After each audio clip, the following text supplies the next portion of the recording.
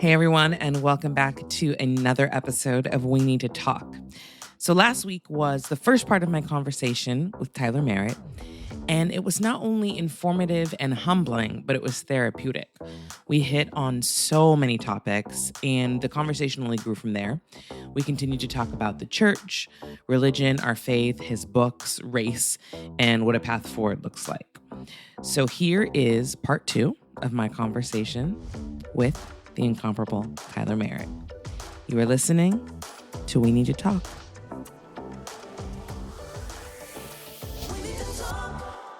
So for me, I will still proudly say that I'm a Christian, despite what Christianity has become in the eyes of, society as a whole. But I'm very much in the camp of you got to play the game to change the game. Mm-hmm. So I'm not going to run. And again, no fault to people that have left the church. I 1000% get it. I do not blame you. People are terrible. That's you protecting your peace, right? But I'm a fighter.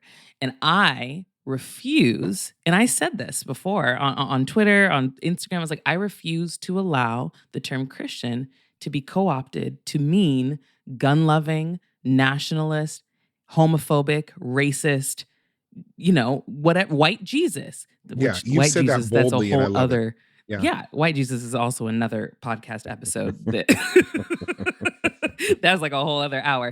But Right. I refuse to allow that. I am proudly a Christian. I proudly do my best to follow what Jesus stood for and what he intended for us to do as humans in loving each other. And it breaks my heart when I do see people walking away, but I get it.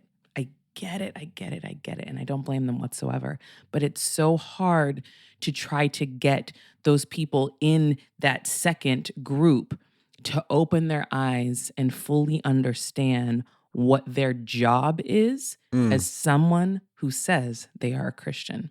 And I don't know when it started to make this shift, but it's I don't know when it'll change, if it'll ever change back, honestly. I don't know if we ever will get back to what being a Christian actually is supposed to be. Yeah. I think there's people that are out there that are living it, and I think it's beautiful. Mm-hmm. Sadly, I just don't think that the word Christian. I'll tell you what I love about you. I've seen you post about it before. You've said, like, I will not let someone steal this word from me, Yeah. But I see it in so many other things that just aren't defined with the word Christian or Christianity anymore. And so, Yeah. when I had the opportunity to be able to write a book, I wasn't going to shy away from it. And I said, I told my publisher, I was like, you're going to have a lot of Jesus in this book, but you're also going to have a lot of like everything else. Yeah. I'm going to cuss a lot. I'm going to be real. I'm going to talk about sex. I'm going to talk about this. I'm going to talk about how I love gay people and how I don't know how not to. Yeah. Like, I don't know how not to love gay people. Yeah. I was raised around loving gay people. And then I came into the church and was told that that's not the case. And then I got wise again and was like, oh, that was dumb. And I made so many mistakes trying to like fiddle my way through trying to figure out what this Christianity thing means. And it always leads back to just feeling like knowing, not just feeling, just knowing, the love that I first discovered, that first found me, that's the love that has stuck with me ever since. Yeah. And I'll say it's been a while since I've been on a podcast and talked this openly just about, Bakari Sellers and I talked a little bit about God like this. And I love being able to share it in a way with people that kind of get what I'm about. Totally. Also too, I feel like this makes sense why you and I we echo so well with each other on social media. Like all the stuff that we've just said over the past 20 minutes having to do with God and faith, I feel like I feel like I can read your posts and you can read mine and you're like, I know that. I know what he's saying here. Yeah. I know what he's implying here and what he's saying here and why he can say it. And here's 100 comments going, we don't understand you, Tyler, and why can you feel this way? And you're going, you don't, because we're living in this grace thing that we don't understand ourselves.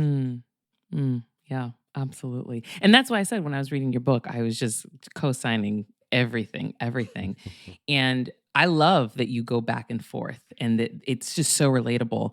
But when you were writing it, who was your intended audience? Did you have like a person, a demographic in mind as you were writing it? I'll tell you, yes, I really did. And I think most people, because it's become so successful, definitely around amongst like white women. One, because white women read um Mm-hmm. Mm-hmm. everything pretty much. You Yeah, know what I yeah, mean? yeah, Like, yeah, yeah. They have book um, clubs. right, exactly. They have book clubs. Man, I'll tell you, I was in like an all black book club one day. Well, one time they were all doing my book, and it was probably the best. Like I was during That's the pandemic, I was doing these awesome. virtual book club things where we get on Zoom and watching these black folks feel this book, Mm. um, which plays into my answer. If I really were to think about it, who I wrote this book for, I've said this a couple of times because I mean it. Like, I really wrote this book for Black people solely to scream with a huge microphone that there is no one way to be Black. Mm. So, my dedication at the very beginning, where I'm like, we are not monolithic, Yeah. that was my way of saying to my Black friends, like, that was my way of saying in a very wide, broad range of being like, yo, people want to give us a concept like we're all the same. But if you read this and you're a Black person, you're about to see how I'm into, I open it up with going, I'm listening to Bring It On, the musical, a musical about cheerleaders. But I also, in middle school, like rap music was my life, and I defend it, and then I talk about, and also like even the chapter titles, and I did this kind of accidentally, but I look back now, like one of the chapters is called I Got 99 Problems, but most of them are women, which is a Which Jay-Z is my reference, favorite. right? Yes. Yeah. But then I have like all these John Mayer kind of hints throughout the book too, or like Mm-hmm. B-52s, or we created the play. I don't know if you saw it, but we Yeah, the created playlist. a Yep. playlist. And when I tell you, it is the most random 8 hours of music that you will ever hear. It's so Um, eclectic. I love it. I love it. it's so eclectic, but that falls right back in the answer of who did I write it for. I really wrote it for the Black young man or woman or who has always felt like I don't exactly know where to fit in, not because Black people, I mean, sometimes Black people can make Black people feel certain ways, but, you know, white people have decided that I'm supposed to be one thing. And I basically wrote a book, put it out in the world to let everybody read and go, no, I can't judge this individual by what he looks like because he's so much more. Yeah. And that's how I feel about any of my Black brothers and sisters that continue to walk through this life. I just want to take him and grab him by the shoulder and go, don't forget that you're so much more. Mm-hmm. Even when the world tries to tell you that you are one thing, Yeah. you are so much more. Yeah. Now, with that in mind, I also knew that who was going to be buying my book. Do you know what I'm saying? Like, I was also Absolutely. very aware of who eventually was going to be the people that were going to purchase it. And because of that, there's a part in the book where I'm like, I explain what a black card is. Yeah. I'm like, you don't know what a black card is, let me explain. And I'm not Yeah. explaining that for most Black people. I'm explaining that Right. because I'm aware of who the readers are, and I love it. I think it lands well. Like, it gives me a sense of mind at the end of the book of being like, I feel like I did us well. You know what I Mm-hmm. mean? Like, I did Absolutely. us well while Absolutely. serving a greater good. Now, here's my question to you, though, because of who you kind of said was the demographic that you knew, because white women mostly buy books and they read and they have book clubs and all of that. For the ones that have really, really connected to your book and enjoyed it, and I see the comments, I see it, and obviously because you're dating Jen Hatmaker, you were exposed to all the white women in the world. All of them, every single one, and anyone that I was not exposed to, my friend Glennon Doyle made sure that we Yeah. got all the rest of them. Right. Oh, I love it. But do you ever worry that because of that, that you might be looked at as the representative for the Black community, even despite everything that you've said in your book about how we're not monolithic and how, sometimes that can fall on our shoulders? Do you ever worry that you have become that representative for those people? Um, do I worry about it? Probably a Yeah, little because bit. it's Yeah. it's a lot of pressure. Yeah, it's a lot of pressure. Yeah, simply I do. But I'm going to say this, and this is going to sound really like, it's going to sound a certain way. If I'm the person who's representing Black people to a lot of white people, like I'm a half decent choice. No, that's fair. That's fair. You Yeah, know what I'm saying? Like, absolutely. um, uh, but and the reason why I say I'm a half decent choice is because I try to continually mention the fact that my point of view is not the point of view. Mm-hmm. Do you know what I'm saying? Yeah. Like, I continually am like, because we are not monolithic, two Black people can have two very separate thoughts, and those thoughts both be okay. Yeah. And you can glean from both of those thoughts, and you can walk through that. And um, I don't think that I take complete. I don't think I completely know how much influence I have there, to be really honest with you. You know, and I Yeah. would argue to say it's probably a lot more than I think, but I try to be delicate with the responsibility I've been given. Yeah. Yeah. Like, I am aware enough to know that my words matter. And because they do, I try to do everything I possibly can to parse them out in a way that makes sense.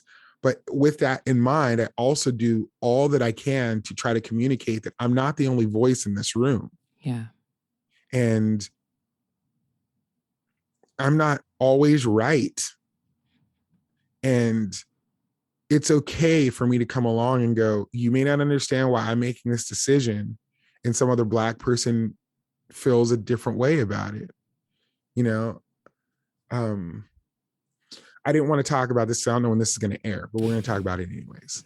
All right, we're going to talk about it anyways. Uh, um, but you know, for those of you, I don't know when this is going to air, but if you're listening to it now, just recently Queen Elizabeth II died. Like, just happened in the past 5 days. And there's an individual by the name of Lovey. Do you know Lovey? Do you follow Lovey? Oh, yes. Okay. uh, who posted some very specific thoughts on how she felt about Queen Elizabeth. Mm-hmm. As did many people in our community. As did many people in our community. Many. I also posted something about Queen Elizabeth. And in the post, I mentioned her missteps. My post was more about recognizing that a global figure is passed, which is it's rare that somebody passes and it affects the world. The world. That's rare. Right. Yeah. But so my post was really more about like a global figure has now died, and even in her missteps, she attempted to do ...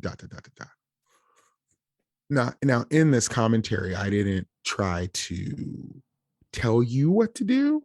Like, I wasn't trying to say, and with this, you need to go honor her, or you need to feel a certain way about whatever. Like, it was just my own personal kind of acknowledgement of the moment that was taking place.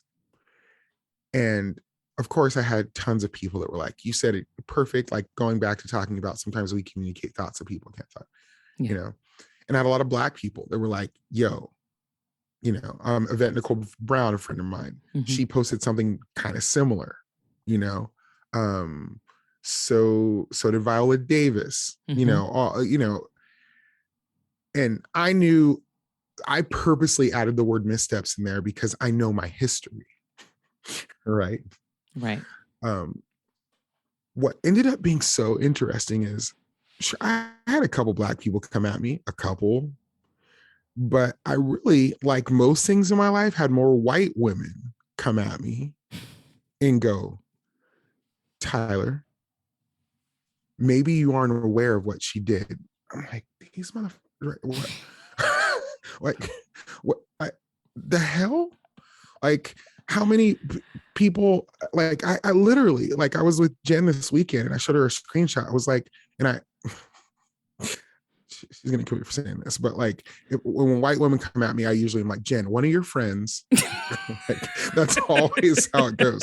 I'm like, Jen, one of your friends messaged me and sent me a screenshot of what Lovey said is if I can't read and or I don't know how Right. black people feel about Queen Liz, like can you get your white people? Can you get your friends for me, please?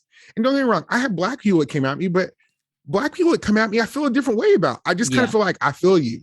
Yeah. Yeah. Yeah. Like I feel like, right, I know, like you right. Right. And you can feel however you want. I ain't mad at you. Feel how you want. But the idea that you have to come to me and educate me on something and then not understand why I would choose grace and love in this, I feel Yeah. like if you are surprised right now that I'm choosing grace and love at this moment, you have not read my book and or know who I am. Right. So don't be Right. surprised when I choose grace and love in the really, really hard spots, because I've now modeled my life to do that. Yep. So that going back to kind of the question,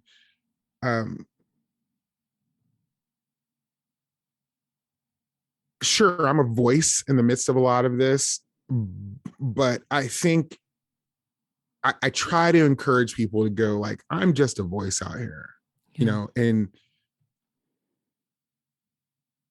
and anybody who assumes that all people of color feel the same way about things need to get more black friends. Like we just don't. Yeah. And we're Yeah. going to have internal moments where in our community, black people are going, you should feel that way because we're black. The same way white people have those same things. This is just the world that we live in. Yeah. And we're all just trying to do the next right thing, whatever we For feel sure. that is. I Sorry. I also know feel we like were, no, you're totally fine. But I also was going to say, I feel like for people like you and I, we're again going back to the whole point that all black people are different. I think that we, and this also can go back to our backgrounds and our faith, we're more equipped to actually handle that pressure mm, and taking on those conversations of white people DMing us, asking questions. We're willing to have those conversations. And again, it's not our job, but I'm actually sometimes okay with doing a little bit of legwork for some people because I have realized in my conversations, some people are just incapable of finding the answers on their own. right. And if I want you to know the answer, I'm so type A and control freak. I'll be like, this is the answer. Like, go with it. Like, go, this is the answer. Now go sit with it. And then we can talk about it later. You know what I mean? Rather than being Yeah. like, okay, well, maybe you should look this up. Like, I will give you the answer as long as you sit with it and let it marinate in your soul for a while. But a lot of black people aren't in the mental headspace to be able to do that. And that's completely fine. It's not for everybody. Just like I have friends in the LGBTQ community that are more than willing to answer questions and have those conversations. And I have other people that are like, go argue with your mama because I'm not in, you know what I mean? Like, I I don't ain't the want to talk one. about this, right? I ain't the Yeah. one. So being the representative, I just asked if you ever worry about that or if there feels pressure, because I definitely have become that for a lot of people in my life that I know and don't know, because people on social media feel like they know you. But for some people, I'm completely fine with that because I think that like I have decent choice as well. That's what I'm saying. That's what Yeah. exactly what I was going to say. I was Yeah. like, hey, if every white woman in the world feels like they need to, that you are the representative, I'm like, I'll sign off on that. Yeah. I'll take that.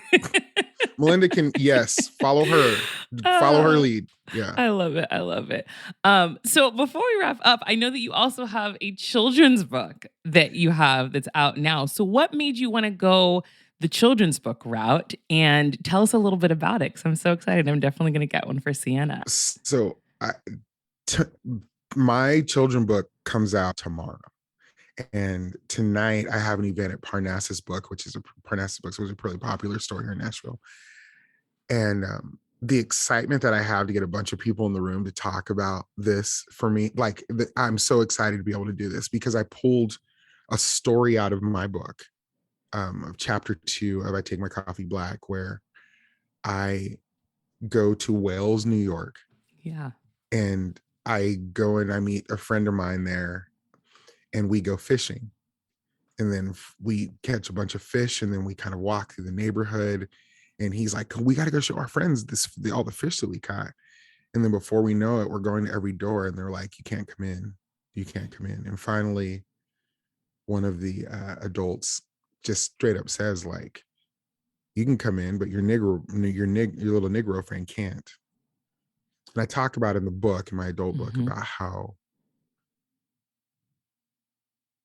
I have white friends that say, I can't believe that she wouldn't like you. She would hate you for no reason. And I'm like, no, there's a very specific reason as to why she hates me. It's because of my color. And that's something I can't change. It's not like Yeah. I can go away and get nicer. It's not like I can go away and like catch different fish and bring them and she'll accept me. She hates me because of a very specific thing that I cannot change. And that is like the vitriol that's behind that feels like the worst thing you can do to a kid. Yeah. And it's like I say this in my book. I say it's something like a Disney villain would say. Like I say that in my adult book, Mhm. Mhm. like Yeah. that. So it feels like something a Disney villain would say of like you you hit that, you hear that and it stings. So I decided to, when I was thinking about stories that I wanted to communicate to kids, I wanted to be able to keep the same kind of depth that I keep in my book, but be able to communicate it in a way that felt natural and real. And so I just stuck to that same story. But I tell it in a very like, picture book kind of way, but there's moments in it. There's moments in it where it allows the reader to ask like, so if you're an adult and you're reading to your child, like they're not at the age where they can completely read yet, or they're young readers who are just now really getting to, picture book age, there are scenarios in the book that allow them to ask what they would do in their scenarios and in their situation. Mhm. And if you're a Black child, you're reading this, and one, it's just great because you get to see characters that look like you in the book.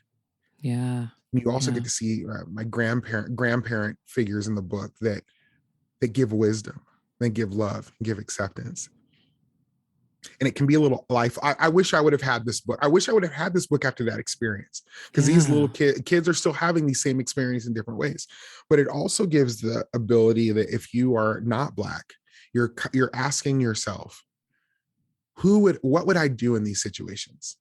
Like if I was the woman at the door, or I change up the story. I'm giving away a lot about the story, but it'll be out now so people will see it. But I change up the story from my adult book into the kids book a little bit, where in the adult book, myself and the character who I'm with, we leave and walk away together. But in the kids book, Jack, who is his name in the book, he ends up going inside and leaving me on the porch. Mm. And I added that because my little nephew, Declan, who's a little white kid, he's the cutest kid ever. I had let him read an early version of the book where we walked away together. And Declan was like, if that woman had said that to you, Tyler, I would have like went off on her. I would have said, no, this is what you need to say. This is what And he was telling me and like saying all these things. And I'm like, Declan, like you really like felt this part in your heart. Yeah. And then it made me go, well, wait, what if Jack went inside? Then we're left with the question of what would you do? People are forced to ask, what would you have done? So we've created all these little moments in this picture book to answer and deal with a ton of really specific kind of questions having to do with a young Black kid realizing that his color is going to be a problem for some people. Hmm. But it's filled with hope. It's filled with love. It's filled with acceptance, but it's also filled with a little bit of sorrow. Yeah. And I cannot wait for kids to be able to start reading it because it's beautiful. My boy Lonnie Oliveira, who we sought out on the internet to go and find to do the illustrations, did the darn thing, and it lands really sweet, Linda. It lands I really, really cannot sweet. So I wait. thank you for bringing it up. It's called A Door Made for Me. My question, I guess, following up with the premise of the book, Mhm. because there are still so many people in this country that just, like you said, can't believe that that's an issue or that that would happen. And they would probably say that maybe writing a book like this is bringing forth an issue that isn't an issue. What would your response to that be? Because a lot of people think, well, if you keep talking about racism, then of course racism is going to be an issue. But if you don't talk about it, then bam, it's not there. It's not. It goes away. How do you respond to that kind of commentary? Because I Yeah. haven't found the most effective response yet. I don't think this response is effective.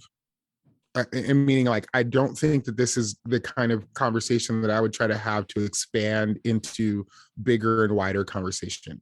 I'm fairly admitting this to you, but what Mm-hmm. I'm about to say to you is not the right thing to say if you're trying to open up dialogue. Mm-hmm. But the real answer to that question is get more Black friends. Plain and Like, simple. Yeah. it's just that simple. Like, get more Black friends. Not a single person who is close to me that is white, and I have a crap ton of white friends. It's the same way I do with Black people, everybody.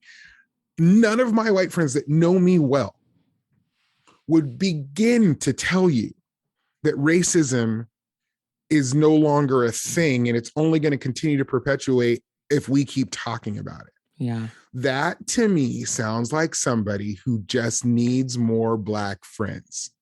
Or that sounds like to me a Black person who may have been in an environment where, you know, I went and visited this little town called Grand Marais this summer. Mm-hmm. Where is that? It's in Minnesota. Okay. Minnesota? Yeah, it's in Minnesota. Let me be very clear. I was there because my white girlfriend was there and I went to go visit her. All right. Okay, let's be very clear. I didn't seek out Grand Marais on my own. I know you're like, where is You this like didn't go place? on a vacation. Yeah. I didn't go, but I went because she was there doing this thing called Me Camp. Mm-hmm. We ended up doing this live one night and it was like a whole nother world. Like it was like it's right on the Canada border. And I was jokingly like going, I'll tell you this really quick, the story that happened that made me talk about the whole thing. I was at the bar and I don't drink, but I was at the bar in this like small little bar, live music was happening and it's all white people. I'm the only Black person in there. And I'm on my phone sitting at the bar. Jen had ran to the bathroom and I'm looking on the phone and I'm like flipping through it while the band's playing on. And this older white lady comes up to me and she's like, hey there. And I'm like, oh crap. Here we Yeah. go. A white lady situation. Here we go. Like, I'm like, you haven't read my book because you're about to get written about. Right. Lady. Right. And she's like, hey there. Hey. I'm like, hi. She's like, so you don't like the music? And I'm like, what do you mean I don't like the music? Yeah, the music's great. She's like, oh yeah. She reaches over and grabs my phone. She goes, well, just put your phone down, buddy. All right. And focus. And I'm like, she grandma'd me. Like, Oh, wow. which I had mad respect for. I was like, you walked up to a big Black dude in the middle of a bar and took his phone out his hand. It took my phone out of my hand and was like, son, there's some music happening and you need to enjoy it. And I was like, what Twilight Zone ass world are we living in right now where like I want to be a threat to you right now? Like, how am I not a threat? Yeah. You know? So this is what I'm getting at. Like, there are some people of color who have been in environments in their life where maybe they don't understand the conversations that the 95 other percent of us are saying. But just because you know that 5% of Black people that tell you that critical race theory is a joke does not mean that it's right. Yeah. Yeah. You know what I'm saying? Yes. Like, yes. So really, what I would say to those individuals is get more Black friends. Proximity. Get around people that do not look like you, and you will stop talking about how we're forging the story of racism. No, racism happens to me when I walk out my front door. Like, I walk out the front door as a Black person every day, and I'm very, very aware of it. And that's just life. And I would love to work myself out of a job. But once I do, believe me, the whole world will know. Yeah. Yeah. Tyler, I mean, we could talk probably all day. Hands down. But I'm just so grateful that you took the time to chat with me. I appreciate you. I appreciate the work you're doing. You are so necessary. You are so important, so vital. I hope people get your book. I Take My Coffee Black. It is absolutely fantastic. I'm gonna get the audiobook now because it just sounds like it's gonna be a riot. I can't wait. Please let everybody know where they can follow you and keep up with everything that you're doing. It's really easy. The Tyler Meritt Project, put it in any search engine and you'll find it on Instagram, Twitter, Facebook. I don't do TikTok because I'm kind of an adult a little bit. Not kind of an adult. I feel like my life would either be considerably better if I did TikTok or considerably worse. Like I can't It's figure a out mix which. of both. I got in the TikTok game during the pandemic, and first I was like, I don't know what this is, and now I'm kind of obsessed with it, and it's really cool. Yeah, I just don't know if I have room for another obsession in my You life. probably don't. I You don't. don't. But Yeah. before I go, I want to say this to you. It is not lost on me that you are a Black woman who has chose to use her voice in a way that is going to bring haters, can bring controversy, and can also just be hard sometimes. I just want to encourage you to keep going. Thank you. And we're in a weird place sometimes with what we do, that we don't really know exactly how what we do affects people. Like Yeah. we don't know, you know what I mean? And because of social media, we can put something out in the world and somebody can see it in Iceland and it can change their lives. I just want you to hear and know that I don't know how wide what you do goes, but I want you to know that it affects me. It encourages me. It keeps me going as a Black man on the other side of the internet world, looking at what you do and what you say. You need to know I am watching you. I am learning from you. I am loving what you are doing. And it makes me so, so, so happy when I see the influence you have on the people in the world. That means so much. Thank you so much.